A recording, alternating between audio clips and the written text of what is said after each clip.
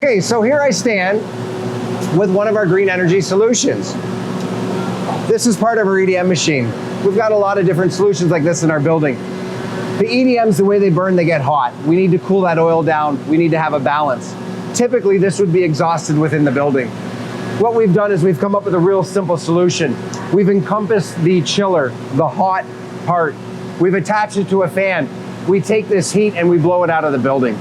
The reason we do that is the accuracies in our building, we try to maintain a 23 degrees C in our building, or roughly 74 degrees F. The reason being is if we cut a job in February and cut the same job in August, the result to the customer should be the same.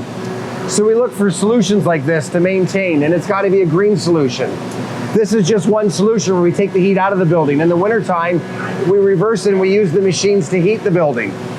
We've also got lighting solutions. A lot of our lights are the latest and greatest of LEDs. They've got timers on them and motion sensors. If someone moves out of an area, the timer goes off, the light will go off. We've got a lot of these really unique energy green solutions throughout our building. We reclaim a lot of our oil and coolants.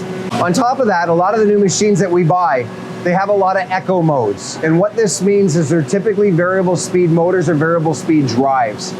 We started this initiative more than 10 years ago with our air compressors. Compressed airs are very expensive.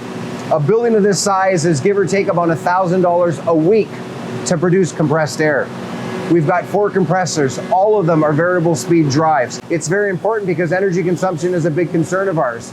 So we're often looking for solutions to have a greener footprint.